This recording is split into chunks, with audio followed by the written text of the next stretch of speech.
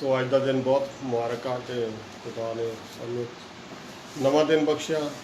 ਪਿਛਲੇ ਦਿਨਾਂ ਦੇ ਵਿੱਚ ਸਾਡੀ ਮਦਦ ਸਹਾਇਤਾ ਕੀਤੀ, ਹਰ ਆਫਤ ਮੁਸੀਬਤ ਤੋਂ ਬਚਾ ਕੇ ਰੱਖਿਆ। ਇਸ ਵੱਡੇ ਫਜ਼ਲ ਦੇ ਲਈ, ਇਸ ਵੱਡੇ ਅਨੁਗ੍ਰਹਿ ਦੇ ਲਈ ਪਰਮੇਸ਼ਰ ਦਾ ਹਜ਼ਾਰਾਂ ਲੱਖਾਂ ਕਰੋੜਾਂ ਅਰਬਾਂ ਕਰਦਾ ਵਾਰ ਧੰਨਵਾਦ ਹੋਵੇ। ਸੋ ਅਸੀਂ ਅੱਜ ਬਹੁਤ ਨਾਜ਼ੁਕ ਸਮੇਂ ਦੇ ਵਿੱਚ ਗੁਜ਼ਰ ਰਹੇ ਹਾਂ ਔਰ ਮੇਰੇ ਅੰਦਰ ਕਲਾਮ ਨੂੰ ਪੜ੍ਹਨ ਦਾ, ਸਮਝਣ ਦਾ ਔਰ ਦੂਸਰੇ ਲੋਕਾਂ ਤੱਕ ਸ਼ੇਅਰ ਕਰਨ ਦਾ ਬਹੁਤ ਮੈਨੂੰ ਖੁਦਾ ਨੇ ਪਿਛਲੇ ਦਿਨਾਂ ਦੇ ਵਿੱਚ ਜਜ਼ਬਾ ਦਿੱਤਾ। ਅਤੇ ਮੇਰੇ ਦਿਲ ਦੇ ਵਿੱਚ ਹਮੇਸ਼ਾ ਇਹ ਗੱਲ ਰਹਿੰਦੀ ਕਿ ਖੁਦਾ ਦਾ ਕਲਾਮ ਕਿਸੇ ਤਰੀਕੇ ਵੀ ਦੁਨੀਆ ਦੇ ਕੋਨੇ-ਕੋਨੇ ਤੱਕ ਪਹੁੰਚਾਇਆ ਜਾਣਾ ਚਾਹੀਦਾ, ਚਾਹੇ ਉਹ ਫੇਸਬੁੱਕ ਦੇ ਰਾਹੀਂ, ਯੂਟਿਊਬ ਦੇ ਰਾਹੀਂ, ਇੰਸਟਾਗ੍ਰਾਮ ਦੇ ਰਾਹੀਂ, ਕਿਸੇ ਤਰੀਕੇ ਵੀ ਖੁਦਾ ਦਾ ਪਾਕ ਕਲਾਮ, ਖੁਦਾ ਦਾ ਮੁਕੱਦਸ ਵਚਨ ਦੂਸਰੇ ਲੋਕਾਂ ਤੱਕ ਪਹੁੰਚਣਾ ਚਾਹੀਦਾ। ਔਰ ਖਾਸ ਕਰਕੇ ਮੇਰੇ ਦਿਲ ਦੇ ਵਿੱਚ ਬਹੁਤ ਇੱਛਾ ਕਿ ਬਾਈਬਲ ਦੇ ਵਿੱਚ 2600 ਭਵਿੱਖਬਾਣੀਆਂ ਔਰ ਉਹਨਾਂ ਨੂੰ ਅਸੀਂ 2-2, 4-4, 5-5 ਕਰਕੇ ਹੱਲ ਕਰਦੇ ਜਾਈਏ, ਉਹਨਾਂ ਨੂੰ ਲੱਭਦੇ ਜਾਈਏ। ਬਾਈਬਲ ਦੇ ਵਿੱਚੋਂ ਅਸੀਂ ਅੱਜ 7 ਭਵਿੱਖਬਾਣੀਆਂ ਦੇਖਾਂਗੇ ਜਿਹੜੀਆਂ ਕਿ ਸਾਨੂੰ ਇਸ਼ਾਰਾ ਕਰਦੇ ਆ ਕਿ ਪ੍ਰਭੂ ਯਿਸੂ ਮਸੀਹ ਦਾ ਆਉਣ ਦਾ ਸਮਾਂ ਬਹੁਤ ਨਜ਼ਦੀਕ ਹੈ। ਔਰ ਇਹ ਸਾਰਾ ਇਸ਼ਾਰਾ ਜਿਹੜਾ second coming of Jesus Christ ਵੱਲ ਜਾ ਰਿਹਾ।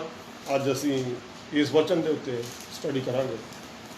ਸੋ ਇਹ ਪ੍ਰੋਫੈਸੀ ਹੈ, ਨਬੂਵਤ ਹੈ ਕਿ ਖੁਦਾ ਦੇ ਦੂਸਰੇ ਆਗਮਨ ਲਈ, second coming of Jesus Christ. ਸਭ ਤੋਂ ਪਹਿਲਾਂ ਅਸੀਂ ਵਚਨ ਪੜ੍ਹਾਂਗੇ ਆਮੋਸ ਦੀ ਕਿਤਾਬ 9 ਬਾਬ 13-14। ਆਮੋਸ 9 ਬਾਬ 13-14। ਦੇਖੋ ਉਹ ਦਿਨ ਆਉਂਦੇ ਹਨ, ਦੇਖੋ ਉਹ ਦਿਨ ਆਉਂਦੇ ਹਨ, ਯਹੋਵਾ ਦਾ ਵਾਕ ਹੈ, ਯਹੋਵਾ ਦਾ ਵਾਕ ਹੈ, ਜਦ ਹਾਲੀ ਵਾਢੇ ਨੂੰ ਜਾ 9 ਲਵੇਗਾ। ਬਾਬ ਦੀ 9 ਬਾਬ 13-14। ਦੀ 13 ਦੀ ਆਮੋਸ ਆਮੋਸ।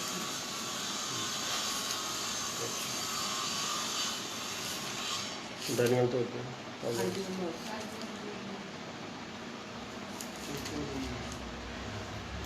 ਤਾਂ ਮੈਂ ਆਪਣੀ ਪ੍ਰਜਾ ਇਜ਼ਰਾਈਲ ਦੀ ਅਸੀਰੀ ਨੂੰ ਮੁਕਾ ਦਿਆਂਗਾ।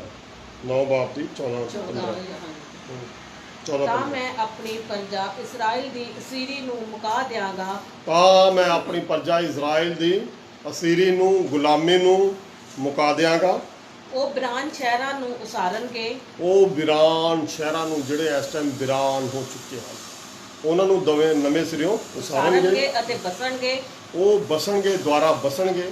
ਉਹ ਅੰਗੂਰੀ ਬਾਗ ਲਾਉਣਗੇ, ਉਹ ਅੰਗੂਰੀ ਬਾਗ ਲਾਉਣਗੇ ਅਤੇ ਉਹਨਾਂ ਦੀ ਮੈਂ ਪੀਣਗੇ। ਉਹਨਾਂ ਦੀ ਮੈਂ ਪੀਣਗੇ, ਮਤਲਬ ਪਰਮੇਸ਼ਰ ਉਹਨਾਂ ਨੂੰ ਬਹੁਤਾਇਤ ਦੇ ਵਿੱਚ ਉਸ ਜ਼ਮੀਨ ਨੂੰ ਉਪਜਾਊ ਕਰੂਗਾ, ਫਲ ਦੇਊਗਾ। ਹਾਂਜੀ, ਉਹ ਬਾਗ ਲਾਉਣਗੇ, ਉਹ ਬਾਗ ਲਾਉਣਗੇ ਅਤੇ ਉਹਨਾਂ ਦਾ ਫਲ ਖਾਣਗੇ। ਉਹਨਾਂ ਦਾ ਫਲ ਖਾਣਗੇ। ਹਾਂਜੀ, ਅੱਗੇ। ਮੈਂ ਉਹਨਾਂ ਨੂੰ ਉਹਨਾਂ ਦੀ ਜ਼ਮੀਨ ਵਿੱਚ ਲਾਵਾਂਗਾ, ਮੈਂ ਉਹਨਾਂ ਨੂੰ ਉਹਨਾਂ ਦੀ ਜ਼ਮੀਨ ਦੇ ਵਿੱਚ ਵਾਪਸ ਲੈ ਜਾਵਾਂਗਾ। ਉਹ ਆਪਣੀ ਭੂਮੀ ਤੋਂ ਜਿਹੜੀ ਮੈਂ ਉਹਨਾਂ ਨੂੰ ਦਿੱਤੀ, ਉਸ ਭੂਮੀ ਦੇ ਵਿੱਚ ਜਿਹੜੀ ਉਹਨਾਂ ਨੂੰ ਦਿੱਤੀ ਗਈ ਸੀ, ਫਿਰ ਪੁੱਟੇ ਨਾ ਜਾਣਗੇ। ਫਿਰ ਉਹ ਪੁੱਟੇ ਨਾ ਜਾਣਗੇ। ਯਹੋਵਾ ਤੇਰਾ ਪਰਮੇਸ਼ਰ ਫਰਮਾਉਂਦਾ ਹੈ। ਯਹੋਵਾ ਤੇਰਾ ਪਰਮੇਸ਼ਵਰ ਫਰਮਾਉਂਦਾ ਹੈ। ਮੇਰੇ ਅਜ਼ੀਜ਼ੋ, ਇਹ ਇੱਕ ਭਵਿੱਖਬਾਣੀ ਆ ਆਮੋਸ ਨਬੀ ਦੇ ਦੁਆਰਾ। ਅੱਜ ਅਸੀਂ ਇਸ ਭਵਿੱਖਬਾਣੀ ਦੇ ਉੱਤੇ ਗੌਰ ਕਰਨੀ ਹੈ।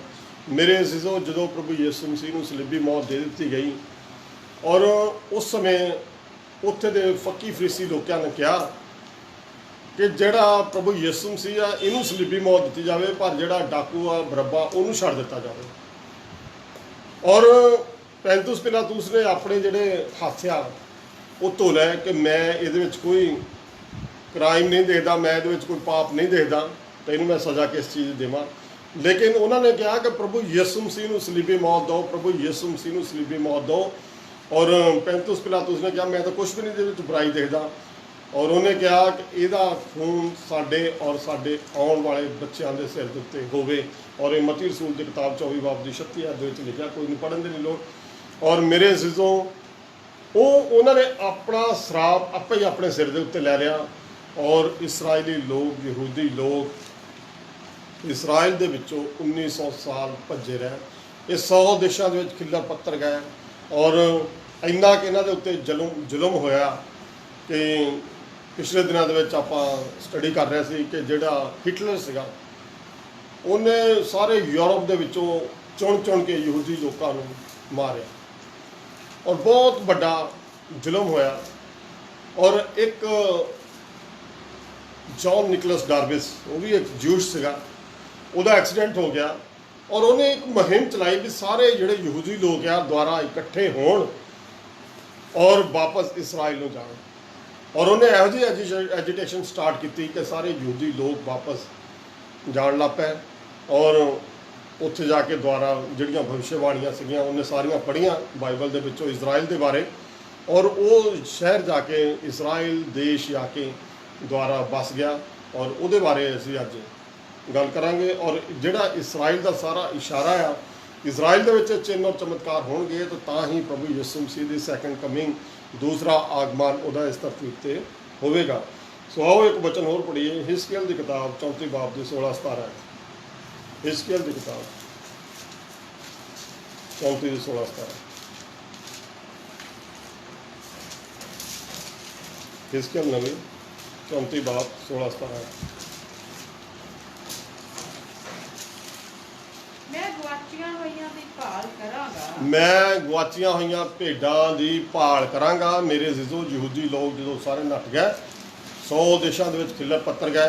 ਔਰ ਪਿਛਲੇ ਦਿਨਾਂ ਦੇ ਵਿੱਚ ਅਸੀਂ ਦੇਖਿਆ ਕਿ ਅੱਜ ਕੱਲ੍ਹ ਇਸਰਾਇਲ ਨੇ ਇੱਕ ਬਹੁਤ ਵੱਡੀ ਮੁਹਿੰਮ ਚਲਾਈ ਆ ਕਿ ਜਿੰਨੇ ਇਸਰਾਇਲ ਦੇਸ਼ ਦੇ 12 ਗੋਤਰ ਆ ਉਹਨਾਂ ਸਾਰਿਆਂ ਨੂੰ ਦੁਨੀਆ ਦੇ ਕਿਸੇ ਵੀ ਕੋਨੇ ਦੇ ਵਿੱਚ ਆ, ਇੱਕ ਉਹਨਾਂ ਨੇ ਵੈਬਸਾਈਟ ਵੀ ਪਿੱਛੇ ਜਿਹੇ ਲਾਂਚ ਕੀਤੀ ਸੀ ਕਿ ਕੋਈ ਵੀ 12 ਗੋਤਰਾਂ ਦੇ ਵਿੱਚੋਂ ਦੁਨੀਆ ਦੇ ਕਿਸ ਵੀ ਕੋਨੇ ਦੇ ਵਿੱਚ ਆ ਬੰਦਾ, ਉਹਨੂੰ ਆਣ ਕੇ ਉਹ ਆਪਣਾ ਨਾਮ ਪਤਾ ਐਡਰੈਸ ਉੱਥੇ ਨੋਟ ਕਰਾਵੇ ਔਰ ਉਹਨੂੰ ਆਣ ਕੇ ਉਹ ਲੈ ਕੇ ਜਾਂਦੇ। ਔਰ ਪਿਛਲੇ ਦਿਨਾਂ ਦੇ ਵਿੱਚ ਮੈਂ ਇੱਕ ਪ੍ਰੋਗਰਾਮ ਦੇਖ ਰਿਹਾ ਸੀ ਕਿ ਉਹਦੇ ਉੱਤੇ ਜਿਹੜੇ ਮਨਸ਼ਾ ਦੇ ਗੋਤਰ ਦੇ ਲੋਕ ਸੀਗੇ ਉਹ ਆਪਣੇ ਇੱਧਰ ਨਾਗਾਲੈਂਡ ਸਾਈਡ ਦੇ ਵਿੱਚ, ਮਿਜ਼ੋਰਮ ਨਾਗਾਲੈਂਡ ਸਾਈਡ ਦੇ ਵਿੱਚ ਵੀ ਸੀਗੇ ਔਰ ਇੱਥੋਂ ਆਣ ਕੇ ਉਹਨਾਂ ਨੂੰ ਉੱਥੇ ਵਾਪਸ ਇਸਰਾਇਲ ਦੇ ਵਿੱਚ ਲੈ ਕੇ ਗਿਆ। ਚਾਈਨਾ ਤੋਂ ਵੀ ਜਾ ਰਿਹਾ ਵਾਪਸ। ਉਹਨਾਂ ਨੇ ਇੱਕ ਐਜੀਟੇਸ਼ਨ ਸਟਾਰਟ ਕੀਤੀ ਆ ਕਿ ਦੁਨੀਆ ਦੇ ਵਿੱਚ ਕਿਸੇ ਵੀ ਕੋਨੇ 'ਤੇ ਆ ਯਹੂਦਾ 12 ਗੋਤਰਾਂ ਦੇ ਵਿੱਚੋਂ, ਇਜ਼ਰਾइल ਦੇ 12 ਗੋਤਰਾਂ ਦੇ ਵਿੱਚੋਂ ਕੋਈ ਵੀ ਗੋਤਰ ਕਿਸੇ ਵੀ ਦੇਸ਼ ਦੇ ਵਿੱਚ ਆ, ਉਹ ਆਪਣਾ ਉਹਨਾਂ ਦਾ DNA ਚੈੱਕ ਕਰਦੇ ਆ ਔਰ ਫਿਰ ਉਹਨਾਂ ਨੂੰ ਉੱਥੇ ਵਾਪਸ ਲੈ ਕੇ ਜਾਂਦੇ, ਨਵੇਂ ਸਿਰੋਂ ਐਜੂਕੇਸ਼ਨ ਦਿੰਦੇ ਆ। ਹਾਂਜੀ ਅੱਗੇ। ਅਤੇ ਕੱਢਿਆ ਹੋਇਆਂ ਨੂੰ ਮੋੜ ਲਿਆਵਾਂਗਾ, ਕੱਢਿਆ ਹੋਇਆਂ ਨੂੰ ਮੋੜ ਲਿਆਵਾਂਗਾ ਅਤੇ ਟੁੱਟਿਆਂ ਨੂੰ ਬੰਨਾਂਗਾ। ਟੁੱਟਿਆਂ ਨੂੰ ਮੈਂ ਬੰਨਾਂਗਾ, ਮਤਲਬ ਜਿਹੜੇ ਲੋਕ ਬਿਲਕੁਲ ਨਿਰਬਲ ਹੋ ਚੁੱਕੇ, ਕਮਜ਼ੋਰ ਹੋ ਚੁੱਕੇ ਆ, ਉਹਨਾਂ ਨੂੰ ਕਹਿੰਦਾ ਮੈਂ ਦੁਆਰਾ ਨਵੇਂ ਸਿਰੋਂ ਵਸਾਵਾਂਗਾ। ਹਾਂਜੀ। ਅਤੇ ਲਿੱਸਿਆਂ ਨੂੰ ਤਕੜਿਆ ਕਰਾਂਗਾ, ਲਿੱਸਿਆਂ ਨੂੰ ਤਕੜੇ ਕਰਾਂਗਾ। ਜਿਹੜੇ ਬਹੁਤ ਕਮਜ਼ੋਰ ਲੋਕ ਹੋ ਚੁੱਕੇ ਆ ਉਹਨਾਂ ਨੂੰ ਮੈਂ ਦੁਆਰਾ ਨਵੇਂ ਸਿਰੋਂ ਇੱਕ ਨਵਾਂ ਬਲ, ਜਿੱਦਾਂ ਜਸ਼ਾਨ ਨਬੀ ਕਹਿੰਦਾ ਕਿ ਮੈਂ ਹੁਸਿਆਂ ਨੂੰ ਇੱਕ ਨਵਾਂ ਬਲ ਤੇ ਨਵੀਂ ਊਰਜਾ ਦਿਆਂਗਾ, ਨਵੀਂ ਸ਼ਕਤੀ ਦਿਆਂਗਾ। ਹਾਂਜੀ।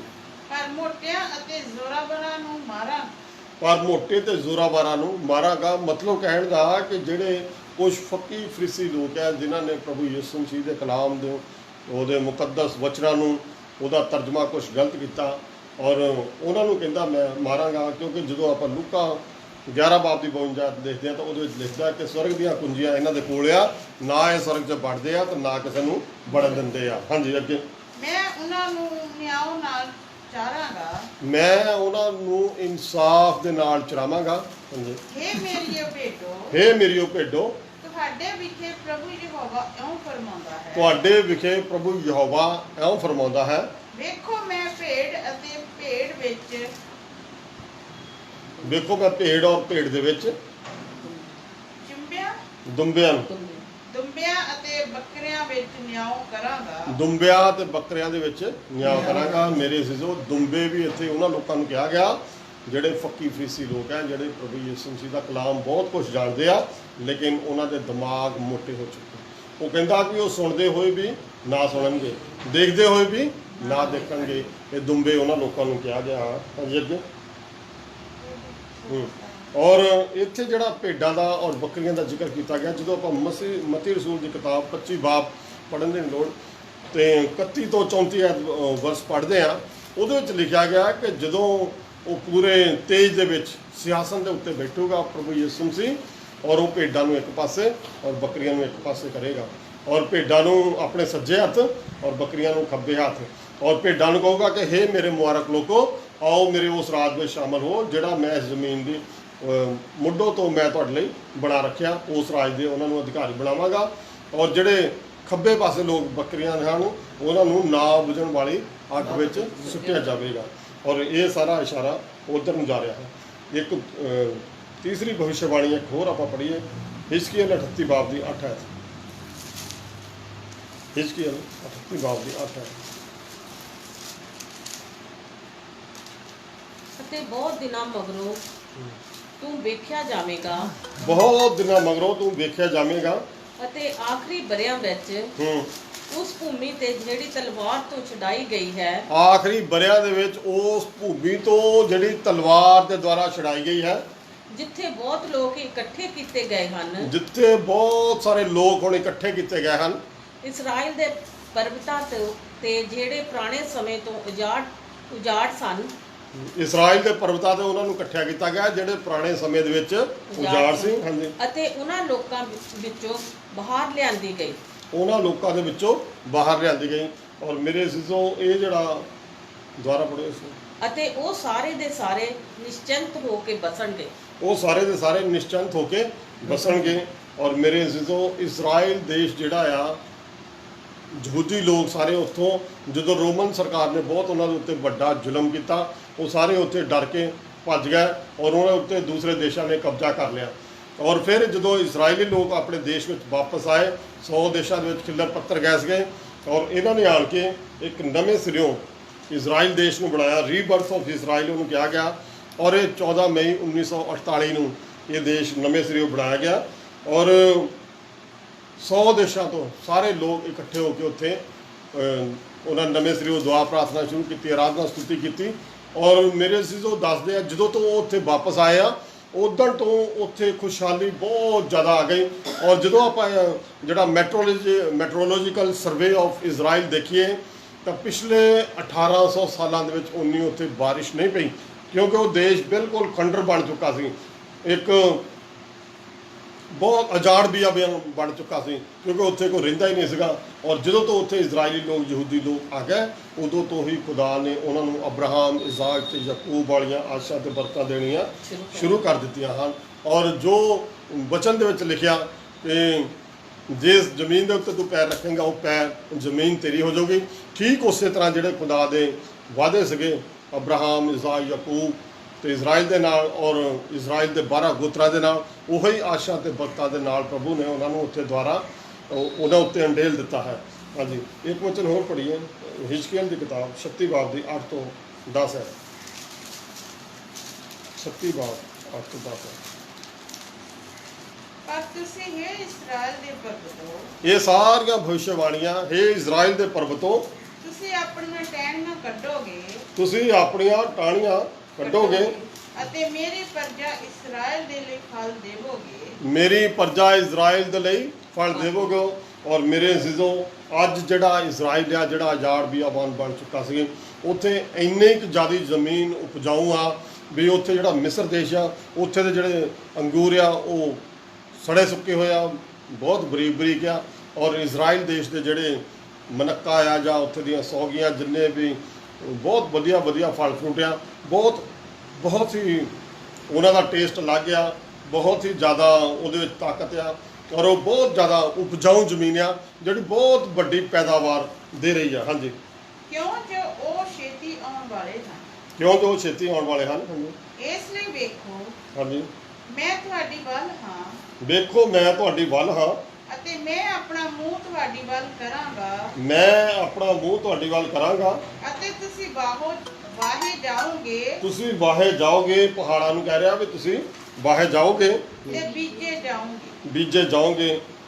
ਔਰ ਉੱਥੇ ਮਤਲਬ ਇੰਨੀ ਕੁ ਜ਼ਿਆਦਾ ਪੈਦਾਵਾਰ ਆ ਕਿ ਇਜ਼ਰਾइली ਲੋਕਾਂ ਦੇ ਲਈ ਹਰ ਚੀਜ਼ ਦੇ ਉੱਤੇ ਖੁਦਾ ਦੀ ਬਲੈਸਿੰਗ ਆ, ਉੱਥੇ ਹਰ ਚੀਜ਼ ਦੇ ਉੱਤੇ ਬਲੈਸਿੰਗ ਆ। ਇੰਨੀ ਕੁ ਜ਼ਮੀਨ ਉਪਜਾਊ ਆ, ਇੰਨੇ ਕੁ ਫਲ ਫਰੂਟ ਉੱਥੇ ਵਧੀਆ ਆ। ਔਰ ਬਾਰਿਸ਼ ਵੀ ਉੱਥੇ ਬਹੁਤ ਜ਼ਿਆਦਾ ਹੁੰਦੀ। ਔਰ ਸਭ ਤੋਂ ਜ਼ਿਆਦਾ ਜਿਹੜੇ ਖਣਿਜ ਪਦਾਰਥ ਆ ਉੱਥੋਂ ਇਜ਼ਰਾइल ਦੇ ਵਿੱਚ ਨਿਕਲਦੇ ਆ। ਔਰ ਸਭ ਤੋਂ ਜ਼ਿਆਦਾ ਜਿਹੜੀ ਐਡਵਾਂਸ ਟੈਕਨੋਲੋਜੀ ਉਹ ਇਸ ਟਾਈਮ ਇਜ਼ਰਾइल ਦੇ ਕੋਲ ਆ। ਔਰ ਪਿਛਲੇ ਦਿਨਾਂ ਦੇ ਵਿੱਚ ਸਾਡੇ ਇੰਡੀਆ ਦੇਸ਼ ਨੇ ਉਹਦੇ ਕੋਲੋਂ ਬਹੁਤ ਸਾਰੇ ਟੈਕਨੋਲੋਜੀ ਲਈ ਆ। ਹਰ ਕੰਮ ਦੇ ਵਿੱਚ ਇਜ਼ਰਾइल ਸਭ ਤੋਂ ਅੱਗੇ ਆ। ਔਰ ਉੱਥੇ ਮਤਲਬ ਜਿਹੜੇ ਪਹਾੜਾਂ ਦੇ ਉੱਤੇ ਅੱਜ ਇੰਨੇ ਕੁ ਮਲਟੀ ਸਟੋਰੀ ਬਿਲਡਿੰਗ ਬਣ ਚੁੱਕੀਆਂ, ਫਲੈਟ ਬਣ ਚੁੱਕੇ ਆ। ਔਰ ਜਿਸ ਤਰ੍ਹਾਂ ਵਚਨ ਦੇ ਵਿੱਚ ਲਿਖਿਆ ਠੀਕ ਉਸੇ ਤਰ੍ਹਾਂ ਉੱਥੇ ਹੋ ਰਿਹਾ ਹੈ। ਹਾਂਜੀ, ਅੱਗੇ ਇੱਕ ਵਚਨ ਪੜ੍ਹੀਏ। ਔਰ ਹੁਣ ਉੱਥੇ ਦੇ ਜਿਹੜੇ ਰੱਬੀ ਲੋਕ ਆ ਉਹ ਕਹਿ ਰਹੇ ਆ ਕਿ ਇਹ ਸਾਰਾ ਮਤਲਬ ਜਿਹੜਾ ਇਸ਼ਾਰਾ ਆ ਇਹ ਕਰ ਰਿਹਾ ਹੈ ਕਿ ਮਸਾਇਆ ਜਿਹੜਾ ਪ੍ਰਭੂ ਯਿਸੂ ਸੀ ਉਹ ਬਹੁਤ ਜਲਦੀ ਇਸ ਦੁਨੀਆ ਦੇ ਉੱਤੇ ਆਉਣ ਵਾਲਾ ਹੈ। हाँ जी, एक वचन होर पढ़िए 36 बाब की 35-36 है। 36 बाब की 35-36 है पढ़ो। ਅਤੇ ਉਹ ਆਖਣਗੇ जी वो आखणगे ਕਿ ਇਹ ਧਰਤੀ ਜਿਹੜੀ ਵੀਰਾਨ ਪਈ ਹੋਈ ਸੀ ਜਿਹੜੀ ਧਰਤੀ ਵੀਰਾਨ ਪਈ ਹੋਈ ਸੀ, ਉਜਾੜ ਬਿਆਵਾਨ ਜਿੱਥੇ ਬਣਿਆ ਪਿਆ ਸੀ, ਹਾਂਜੀ, ਅਦਨ ਦੇ ਬਾਗ ਵਾਂਗੂ ਹੋ ਗਈ। ਉਹ ਅਦਨ ਦੇ ਬਾਗ ਵਾਂਗੂ ਹੋ ਗਈ ਹੈ। ਜਿਸ ਤਰ੍ਹਾਂ ਜਦੋਂ ਬਾਗੇ ਅਦਨ ਨੂੰ ਬਣਾਇਆ ਗਿਆ ਔਰ ਉਹ ਜ਼ਮੀਨ ਨੂੰ ਬਹੁਤ ਵੱਡੀ ਉੱਥੇ ਪੈਦਾਵਾਰ ਸੀ, ਬੜੀ ਖੁਸ਼ਹਾਲੀ ਸੀ, ਹਰ ਪਾਸੇ ਹਰਿਆਲੀ ਸੀਗੀ।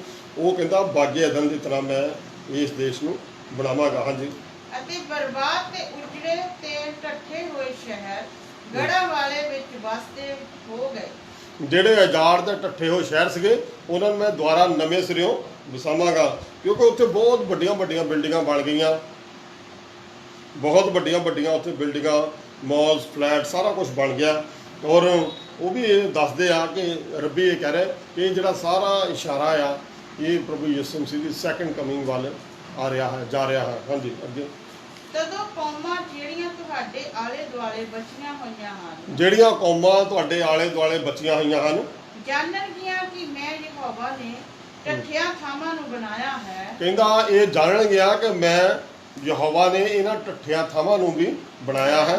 ਹਾਂਜੀ, ਅਤੇ ਉਜੜਿਆ ਵੀਰਾਨਾਂ ਨੂੰ ਫੇਰ ਲਗਾਇਆ ਹੈ।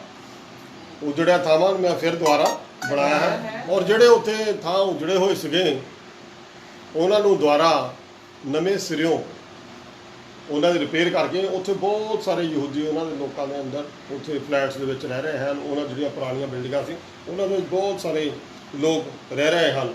ਔਰ ਇਹ ਵੀ ਇੱਕ ਭਵਿੱਖਬਾਣੀ ਆ। ਔਰ ਬਾਗੇ ਅਦਨ ਦੀ ਤਰ੍ਹਾਂ ਕਹਿੰਦਾ ਮੈਂ ਉਹਨੂੰ ਆਸ਼ੀਸ਼ ਤੇ ਬਰਕਤ ਦਿਆਂਗਾ। ਔਰ ਜਿਹੜੀ ਉਹਨੇ ਆਸ਼ੀਸ਼ ਤੇ ਬਰਕਤ ਬਾਗੇ ਅਦਨ ਨੂੰ ਦਿੱਤੀ ਸੀਗੀ ਉਹੀ ਆਸ਼ੀਸ਼ ਤੇ ਬਰਕਤ ਅੱਜ ਇਸਰਾਇਲ ਦੇ ਵਿੱਚ ਉਹਨੇ ਦੁਬਾਰਾ ਵਾਪਸ ਕਰ ਦਿੱਤੀ ਹੈ। ਔਰ ਇੱਕ ਵਚਨ ਹੋਰ ਪੜ੍ਹੀਏ 6ਵੀਂ ਭਵਿੱਖਬਾਣੀ ਜ਼ਕਰਿਆ ਨਬੀ ਦੀ ਪੁਸਤਕ 12 ਬਾਬ ਦੀ 2 ਹੈ। ਜ਼ਕਰਿਆ ਮਲਾਕੀ ਤੋਂ ਪਹਿਲਾਂ ਜ਼ਕਰਿਆ ਨਬੀ ਦੀ ਪੁਸਤਕ 12 ਬਾਬ ਦੀ 2 ਹੈ।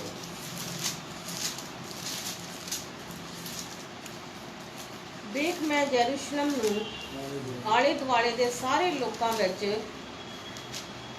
ਕਹਿੰਦਾ ਮੈਂ ਯਰੂਸ਼ਲਮ ਨੂੰ ਆਲੇ ਦੁਆਲੇ ਦੇ ਸਾਰੇ ਲੋਕਾਂ ਦੇ ਲਈ ਲੁੜਕਣ ਦਾ ਕਟੋਰਾ ਠਹਿਰਾਇਆ।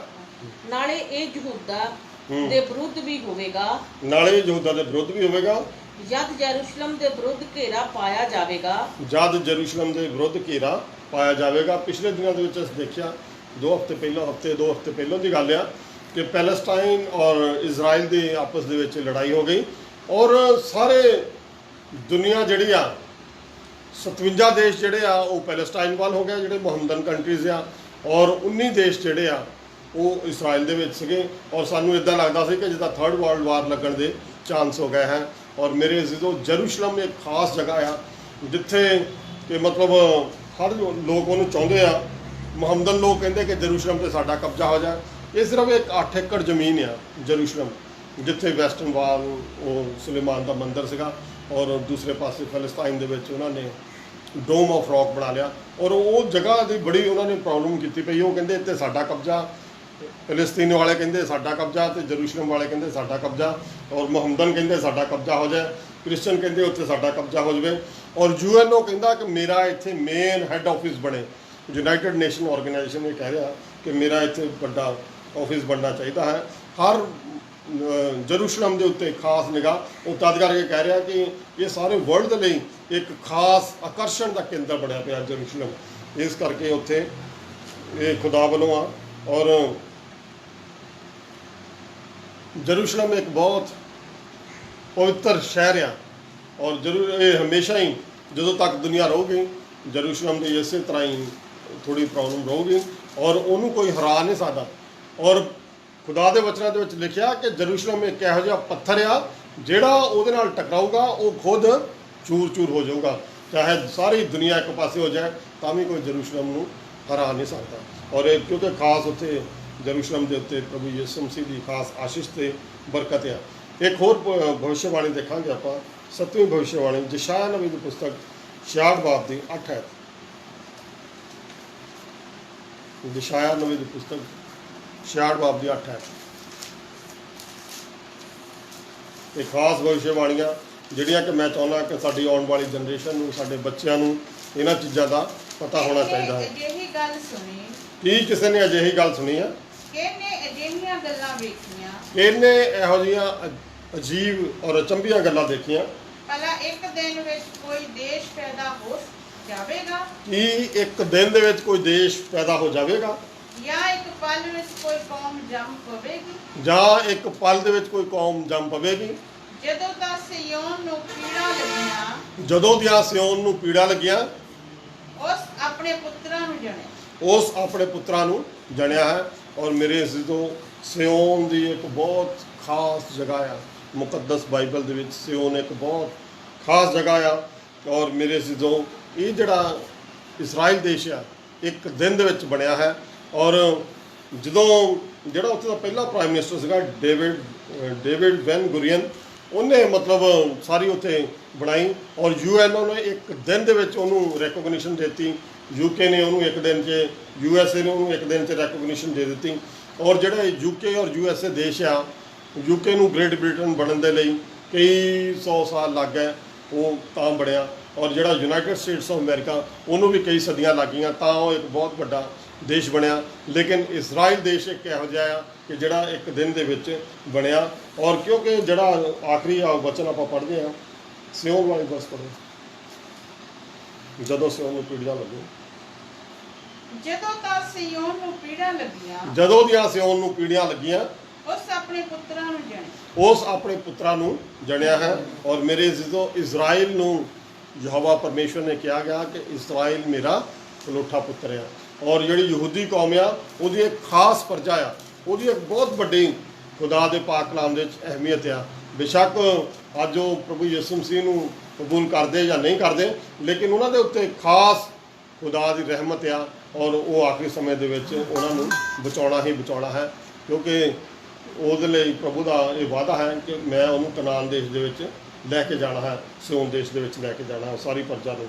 ਔਰ ਜਿਹੜਾ ਆਪਣਾ ਪੰਡਿਤ ਜਵਾਹਰ ਲਾਲ ਨਹਿਰੂ ਆ, ਉਹਨੇ ਵੀ 1950 ਦੇ ਵਿੱਚ ਉਹਨੂੰ ਰੈਕੋਗਨੀਸ਼ਨ ਦੇ ਦਿੱਤੀ। ਔਰ ਲੋਕਾਂ ਨੇ ਉਹਨੂੰ ਪੁੱਛਿਆ ਵੀ ਤੂੰ ਕਿਉਂ ਦਿੱਤੀ? ਔਰ ਉਹ ਕਹਿੰਦਾ ਕਿ ਇਹਨਾਂ ਸਾਰੇ ਲੋਕਾਂ ਨੂੰ ਜਿਹੜੇ ਜ਼ਿਆਦਾ ਪੜ੍ਹੇ ਲਿਖੇ ਲੋਕ ਆ, ਇਹ ਸਾਰਾ ਆਕਸਫੋਰਡ ਯੂਨੀਵਰਸਿਟੀ ਤੋਂ ਪੜ੍ਹੇ ਹੋਏ ਆ, ਪੰਡਿਤ ਜਵਾਹਰ ਲਾਲ ਨਹਿਰੂ ਨੇ ਕਿਹਾ ਕਿ ਇਸਰਾਈਲ ਜਿਹੜਾ ਇੱਕ ਸੱਚ ਆ, ਜਿਹੜਾ ਕਿ ਬਾਈਬਲ ਦੇ ਵਿੱਚ ਇਹਦਾ ਬਾਰ-ਬਾਰ ਬਹੁਤ ਜ਼ਿਕਰ ਆਉਂਦਾ ਹੈ।